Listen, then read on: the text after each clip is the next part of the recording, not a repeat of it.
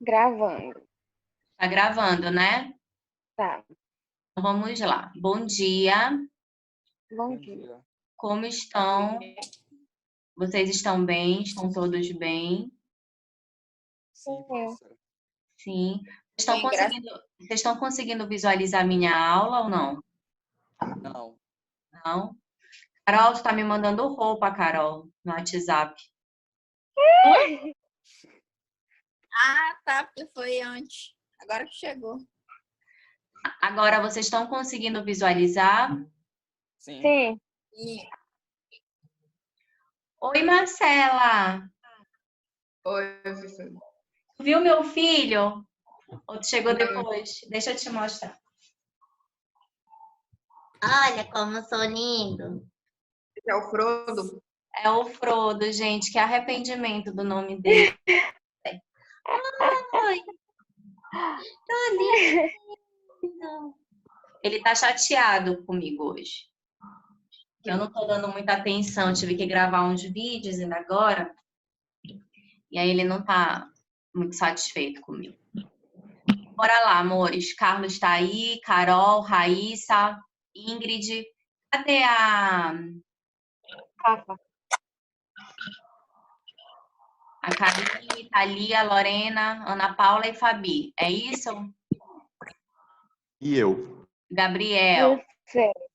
Sérgio. Ok. Então, não esqueçam de desligar o seu áudio se tiver muito barulho na casa de vocês, pode ser? Uhum. Beleza.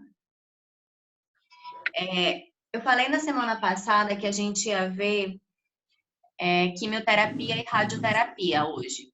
Só que a gente não viu propedêutica. É logo depois da atuação da fisioterapia no paciente oncológico.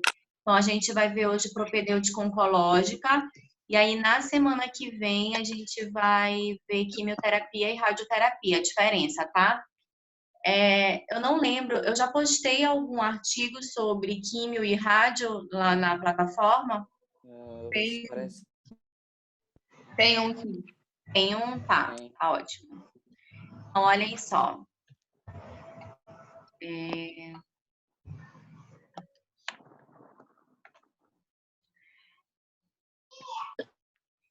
Então, quando a gente fala em oncologia, a gente tem que falar em prevenção, tá?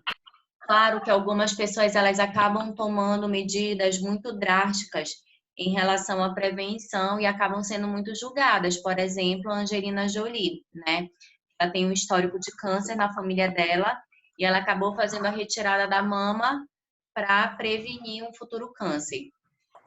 Então, segundo a Organização Mundial da Saúde, 40% das mortes por câncer poderiam ser evitadas. Então, gente, a prevenção através da alimentação, de hábitos de vida saudáveis, de você fazer exames de rotina, você fazer o diagnóstico do câncer precocemente pode prevenir mortes decorrentes do CA, tá? Então, a prevenção ela vem ser um componente essencial de todos os planos de controle do câncer. Inclusive, hoje já tem programas de saúde pública voltados para a prevenção de câncer. Então, a gente já sabe que a gente tem o mês de outubro, que é o Outubro Rosa, para prevenção de câncer de mama, câncer de colo de útero. O novembro, que é o Novembro Azul, que a gente tem a prevenção da próstata. Então, a gente já vê aí a importância da gente sensibilizar esses pacientes para ter hábitos de vida saudável e não deixar de fazer os exames de rotina. Os homens, eles têm um índice maior de mortalidade, porque eles não procuram um médico, né? A gente já discutiu muito isso em sala de aula. A maioria dos homens, quando eles procuram um serviço médico, é porque eles já estão com muita dor, eles já estão com sinais e sintomas muito avançados, ou porque a mãe, ou a esposa, ou a filha obrigaram ele a procurar uma ajuda médica. Os homens têm maior número de mortalidade, é isso? Isso. Não só na oncologia, os homens eles vivem em média 7 anos a menos do que as mulheres, tá? Por várias razões. Uma são as doenças crônicas não transmissíveis, outro acidente de carro, violência em rua mesmo, tá? Então, os homens, eles vivem em média 7 anos a menos do que as mulheres.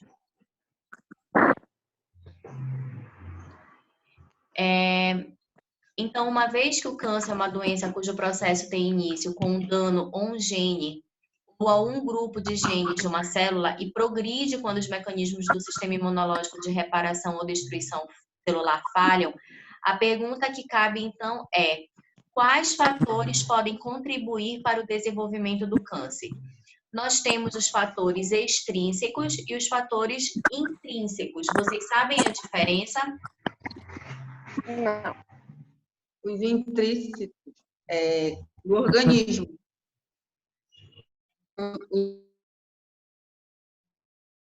Alimentação e outras coisas. É isso? Isso.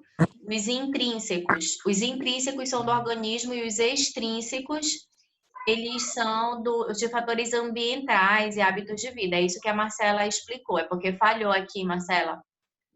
Vocês estão conseguindo acompanhar a minha imagem e a minha voz certinha aí? Sim. Tá. Ótimo. A professora tá falhando um pouco. Pois é, eu tô sentindo também, quando a Marcela falou, falhou aqui um pouco também. Mas aí eu acho que é no caso da internet dela. Porque A eu tô minha? conseguindo ver só. Não, a sua tá ok. A da Marcela, no caso, que tava meio tá. ruim. Tá bom. Olha só, a prevenção do câncer refere-se a um conjunto de medidas para reduzir ou evitar a exposição a fatores que aumentam a possibilidade de um indivíduo a desenvolver determinada doença ou a sofrer determinado agravo, né? Comumente chamados de fatores de risco, que eu acabei de colocar aqui para vocês. Isso não vale só para o câncer, gente. Isso vale para diabetes, para hipertensão. Eu acho que uma vez eu conversei com vocês sobre isso. Não é porque o teu avô tem diabetes que você também vai ter diabetes.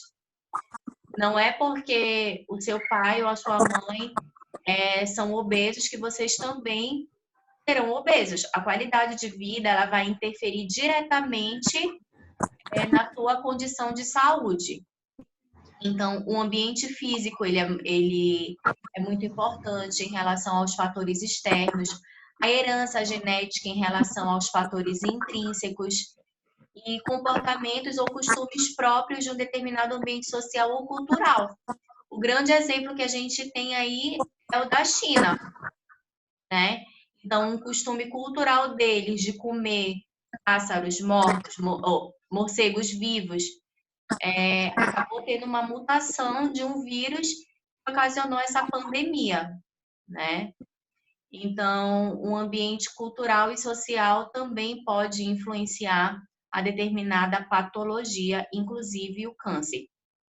Certo? Então,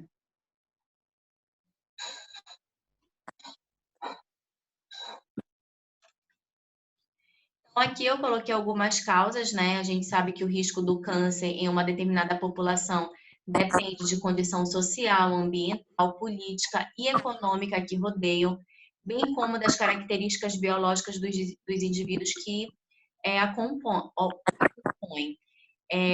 Agora, gente, com esse boom aí do fast food, o aumento do câncer de estômago está muito alto, tá? A gente teve um aumento grande de câncer de estômago. Vocês sabem que a H. pylori, ela é uma bactéria, eu dei isso na última aula que a gente teve presencial. A H. pylori, ela é um componente biológico que pode estar desenvolvendo câncer e poderia totalmente ser prevenido. Então, a H. pylori, ela é adquirida pela má alimentação. Então, daí a importância da gente entender que o fator social, econômico, político e por aí vai, eles são fatores que vão influenciar diretamente no desenvolvimento do câncer. Então, essa compreensão ela é essencial na definição de investimentos em pesquisas de avaliação de risco e em ações efetivas para a prevenção. Alguém está com o áudio ligado um pouquinho alto que está dando um retorno. E eu Ou tá batendo no microfone. E aí eu não estou conseguindo. Agora melhorou.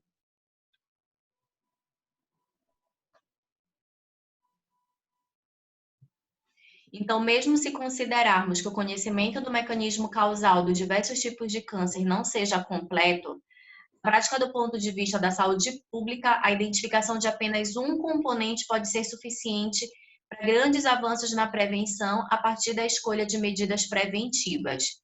Em algumas ocasiões, por precaução, poderíamos tomar atitudes em favor da proteção da saúde da população, até mesmo antes que qualquer componente do mecanismo causal seja descoberto. Então, a gente coloca aí, principalmente no programa de atenção básica, diversas ações com mecanismos de prevenção para pacientes que possam vir adquirir algum tipo de câncer. Então, a gente tem rodas de conversa hoje sobre os tipos de câncer em pacientes alcoólatras, em pacientes que fumam, com uma alimentação sem atividade física. Lá no NASF, a gente desenvolve um programa de qualidade de vida em que a própria nutricionista, ela fala sobre alimentos que têm componentes cancerígenos nela. Olha, de novo, a farmacêutica do NASF, ela também dá informações importantes sobre hábitos de vida que podem estar gerando a propagação de células malignas dentro do organismo. Então, hoje, a atenção básica, ela é primordial para a prevenção de possíveis cânceres. Se alguém quiser falar alguma coisa, já tiver presenciado, vocês podem falar, tá? Prof. Em contrapartida aos fatores de risco, há fatores que dão ao organismo a capacidade de se proteger contra determinada doença. Daí serem chamados de fatores de proteção, tá? Então, exemplos, consumo de frutas, legumes, verduras, muita água. Vocês viram que saíram alguns estudos sobre a importância da vitamina D no fortalecimento do sistema imunológico, agora nessa pandemia aí que a gente está vivendo. Então, tomem vitamina D, tomem vitamina C. Da mesma forma que existem alimentos que podem te proteger, existem alimentos que podem aumentar os teus fatores de risco. Então, todos os alimentos, gente, que tem anti aí no final, eles podem estar inflamando o teu sangue. Refrigerante, tudo que tem corante, bombom, esquilhos, Adoro. tudo que é gostoso, né? Os enlatados, eles vão estar influenciando que células malignas, células ruins no teu organismo possam estar sofrendo metástase. Então, o paciente, quando ele descobre que ele está com câncer, ele precisa logo mudar os hábitos de vida dele. Tá? Isso é primordial para que ele tenha uma eficácia no tratamento que o médico oncologista vai optar.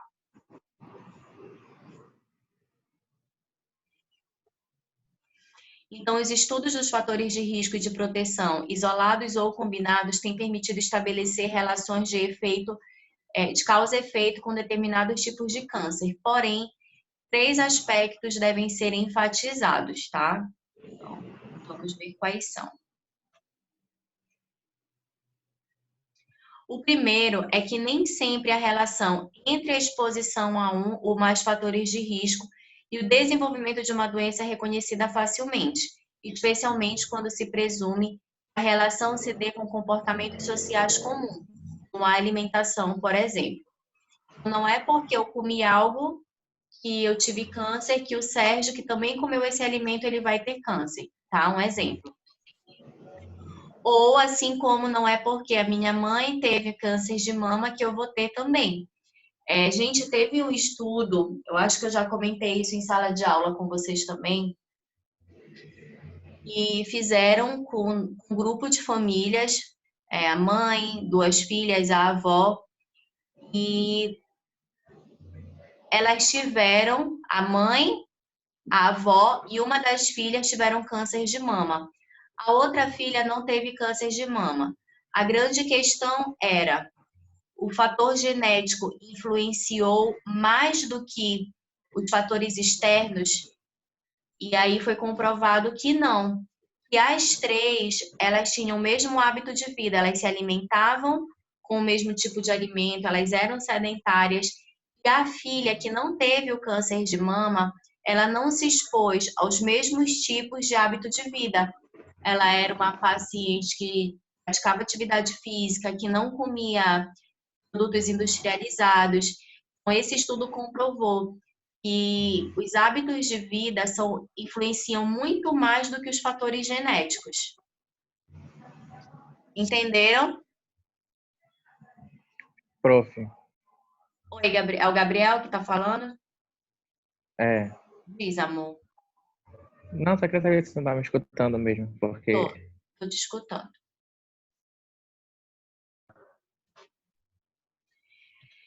Então, o segundo, nas doenças crônicas como o câncer, as primeiras manifestações podem surgir após muitos anos de uma única exposição.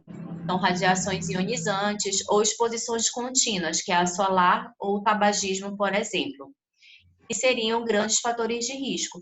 Por isso, é importante considerar o conceito do período de latência. Eu conheço muitos pacientes fumantes que fazem um raio-x, fazem uma ressonância e dizem que não tem nada no pulmão. Ah, eu fumei, não tenho nada. Vocês já ouviram isso? Bebo que só, não tenho nada. Gente, acontece o período de latência, tá? Que é o período em que o câncer ele vai demorar a se manifestar. Então, às vezes, o paciente, naquele ano, ele não apresenta, mas 6 meses depois, no ano seguinte, ele já vai estar com a doença bastante avançada. Por isso, a importância dos exames de rotina. E aí, o terceiro e último, são a causa do câncer, ela pode ser variada, podendo ser externa ou interna. A Marcela, ela já passou aí para vocês a diferença dos extrínsecos para os intrínsecos. Então, as causas externas podem ser substâncias químicas, irradiações, vírus, fatores comportamentais, como meio ambiente, alimentação e por aí vai.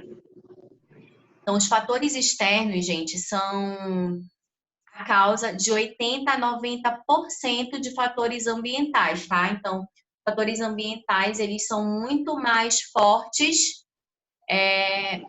do que os fatores intrínsecos. Ok?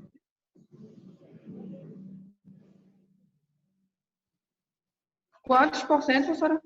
De 80% a 90%. Essa aula eu vou disponibilizar lá na plataforma junto com esse material, tá?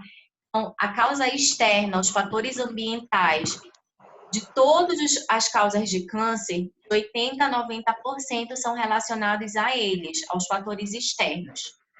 Então, de 20% a 10% por fator hereditário, por fator genético. Então, vejam a importância de hábitos de vida saudáveis. Se eu não me engano, tem uma questão na prova sobre os fatores intrínsecos e extrínsecos, tá? Então, causas externas, a gente tem o cigarro, tá? Que pode ocasionar câncer de pulmão, o câncer de boca, que também está relacionado muito às bebidas alcoólicas. A bebida alcoólica, ela também pode ocasionar o câncer de orofaringe, laringe, esôfago, que a gente chama de câncer cabeça-pescoço. A bebida alcoólica, ela também pode estar gerando uma cirrose, que vai evoluir depois para um câncer de fígado. O sol também é uma causa externa que pode gerar um câncer de pele. Algum vírus, por exemplo, papilomavírus, que pode estar ocasionando câncer de útero, câncer de fígado também pode estar gerado algum tipo de vírus. E radiação. Então, a incidência e a mortalidade por câncer nos habitantes da cidade de Hiroshima e Nagasaki, após a explosão da bomba atômica, ainda são muito altas, tá? E foi no fim da Segunda Guerra Mundial. Então, tudo isso daí são causas externas, extrínsecas. Aí aqui eu coloquei umas ilustrações do câncer de pele, do câncer de boca, do câncer de pulmão e ali do papiloma vírus, que às vezes as mulheres acham que elas estão só com uma inflamação, uma infecção, mas é algo muito mais sério. E acaba sendo sexualmente transmissível. Nos homens, às vezes, não manifesta nada, mas o papiloma nas mulheres pode gerar o câncer de colo de útero. Alguém está com o microfone ligado aí que está fazendo um barulhinho ruim? O envelhecimento natural do ser humano traz mudanças nas células que aumentam a suscetibilidade à transformação de célula maligna. Isso somado ao fato de as células das pessoas idosas terem sido expostas por mais tempo aos diferentes fatores de risco para câncer, explica em parte o porquê o câncer ser mais frequente na terceira idade, tá? Então, os idosos, eles acabam sendo uma população que mais adquire determinado tipo de câncer, justamente porque eles foram expostos por um período maior a determinado fator externo. Quando vocês quiserem falar, vocês podem me interromper, não tem problema. Essa ilustração, gente, eu coloquei na aula de etiologia do câncer, vocês têm aí também, tá? Com as causas internas, como hormônio, condição imunológica, mutação genética, hereditariedade, na maioria das vezes, estão ligadas à capacidade do organismo de se defender das agressões externas. Então, às vezes, tu nem teria uma predisposição genética a ter o câncer, mas por tu teres te exposto a determinado fator externo, essa célula que já estava dentro de ti, ela vai sofrer uma influência a começar a ter uma divisão celular, uma metástase, ocasionando o câncer, tá?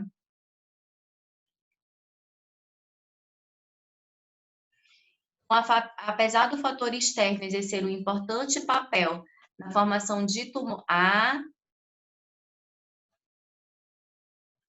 Apesar de fator genético exercer um importante papel na formação dos tumores, são raros os casos de câncer que se devem exclusivamente ao fator hereditário, familiar e étnico. Alguns tipos de câncer, por exemplo, câncer de mama, estômago e intestino, parecem ter um forte componente familiar, embora não se possa afastar a hipótese da exposição dos membros da família a uma causa comum. Eu dei um exemplo para vocês do câncer de mama, que tinha um fator externo extremamente ligado ao desenvolvimento desse câncer. Certo? Professora? Diga. Só recapitulando, caso o paciente tenha uma disposição ao câncer, se ele for submetido a algo que possa ativar a célula, vai ocorrer a duplicação? Eu expliquei isso para vocês. Na verdade, é uma divisão dessa célula que se mutou e depois, quando a gente divide muito uma célula, ela vai começar também a se multiplicar. Tá? E isso daí é o que pode gerar metástase. Entendi. Certo? Lembram, eu falei isso em oncogênese. Eu expliquei para vocês que se essa célula que sofreu mutação, ela não sofreu uma apoptose, ela vai continuar a se multiplicar, gerando aquele tumor, que pode ser benigno ou não. Se ele for maligno, ele vai ser um câncer. Se ele for benigno, ele pode ser facilmente tratado. Ok?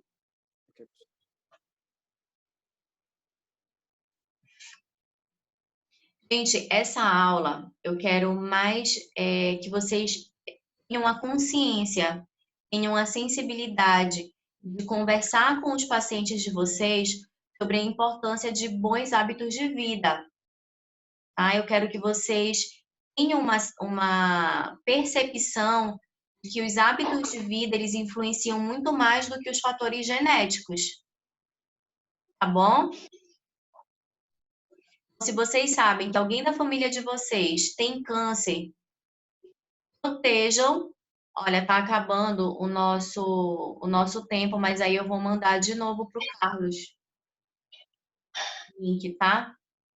Deixa eu ver como é que é isso aqui. A gente tem 10 minutos. Aí, se acabar, eu mando de novo para o Carlos. Então, existem alguns fatores genéticos que tornam determinadas pessoas mais suscetíveis à ação dos agentes cancerígenos ambientais. Isso parece explicar por que algumas delas desenvolvem câncer e outras não, quando expostas ao mesmo carcinógeno. Então, é o que eu estava explicando antes de ler isso. Se tu sabes que o teu avô, que o teu pai, que Deus o livre, tem câncer, tu tens que ter a consciência de que a tua família, de que você tem que mudar os hábitos de vida, porque você já vai ter um fator agravante para desenvolver o câncer. Ok? Vamos lá.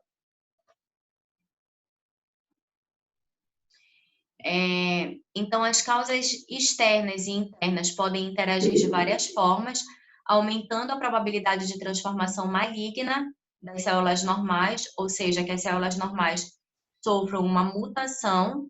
O surgimento do câncer vai depender da intensidade e da duração dessa exposição, da exposição que essas células vão estar com os agentes causadores do câncer, seja uma alimentação, seja a nicotina, seja o álcool.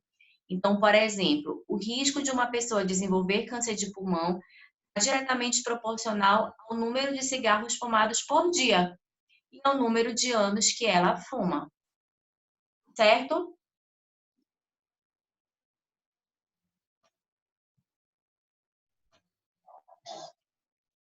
Então, aqui eu coloquei um gráfico, tá? Do INCA, de 97, que mostra as causas do câncer. Então, 30%, gente, é a alimentação. Olhem só a importância de uma boa alimentação. Os outros 30%, tabagismo, e aí a gente vem só com 15% de hereditariedade. Aí a gente tem 2% dos raios UV, 2% de medicamento, de poluição, 3% de álcool, obesidade, falta de exercício, 5% e por aí vai. Ok? Eu sempre digo, você é o que você come. E aí a gente tem os fatores de risco modificáveis, eles podem ser classificados por fatores de risco modificáveis e os não modificáveis. Então, os modificáveis, basicamente, são os fatores de risco extrínsecos, os externos, tá? Que pode ser o uso de tabaco, o uso de álcool, hábitos alimentares inadequados, a falta de atividade física, algum agente infeccioso, uma radiação ultravioleta, exposição ocupacional, ou seja, mecânico que lida muito com gasolina, profissionais da área da saúde que trabalham com raio-x, a poluição ambiental, radiação ionizante, alimentos contaminados, obesidade, situação socioeconômica. Então, os modificáveis foi algo que você se expôs que poderia ter evitado. Então, falando ainda sobre os fatores de risco modificáveis, nessa relação, o uso de drogas hormonais, fatores reprodutivos e imunossupressão. Essa exposição é cumulativa no tempo e, portanto, o risco de câncer aumenta com a idade. Mulheres que utilizam anticoncepcional precisa ter cuidado. Eu sempre digo, gente, o uso do anticoncepcional só tome se for de fato importante. Se for para prevenir gravidez, usa camisinha. Tá? O anticoncepcional, ele é um hormônio e ele, a longo prazo, ele pode estar desenvolvendo algum tipo de câncer. Então, a interação entre os fatores de risco modificáveis e os não modificáveis vai determinar o risco de individualidade de cada paciente para o desenvolvimento do câncer.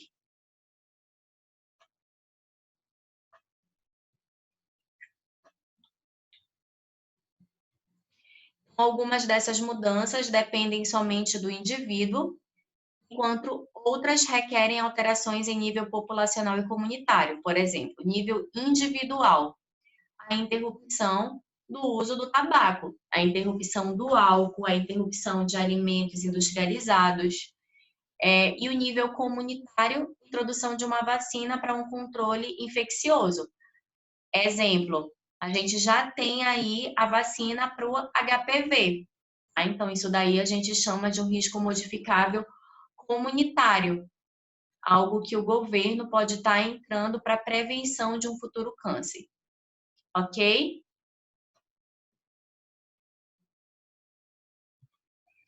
Gente, o tabaco, que é um fator de risco modificável, ele é a principal causa de câncer no pulmão, na laringe, na cavidade oral e no esôfago. Tem alguém aqui que tem um tio que tá com câncer de boca, não tá? Ou tá investigando? Quem é? É a Karime? Lorena. É a Lorena, né?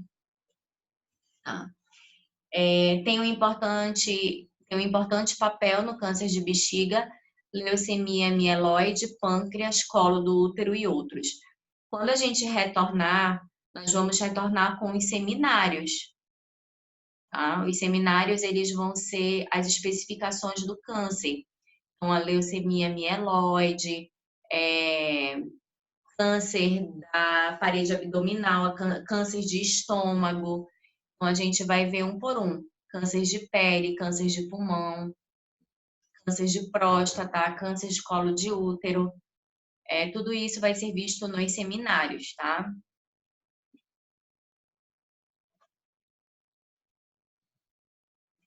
A alimentação inadequada, rica em gordura saturada, pobre em frutas, legumes, verduras, vai aumentar o risco de câncer de mama, de colo, de próstata e de esôfago.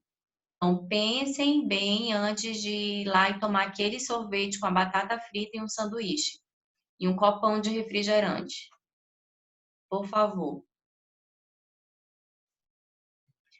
E uma alimentação rica em alimentos de densidade energética aumenta o risco de ganho de peso, de desenvolvimento da obesidade, que é um fator de risco para diversos tipos de câncer. Gente, falando nisso, vocês viram aquele rapaz que faleceu de 23 anos, acho que foi em Rio Grande do Norte, né? Do Covid-19. Ele tinha diabetes, ele era pré-diabético e ele era obeso também. E aí ele não conseguiu responder ao tratamento e veio a óbito, infelizmente. Lembrando que alimentos de alta densidade energética concentram muitas calorias e em pequeno volume, tá? Em termos práticos, são alimentos que contêm mais de 2 calorias por grama. Vocês sabem que um bombonzinho indefeso de nada, ele pode conter aí 30 gramas de açúcar. Então, vamos ter cuidado. Gente, tá acabando aqui o tempo. Eu vou passar para o Carlos de novo o link e vocês entram, tá? Ok, professora.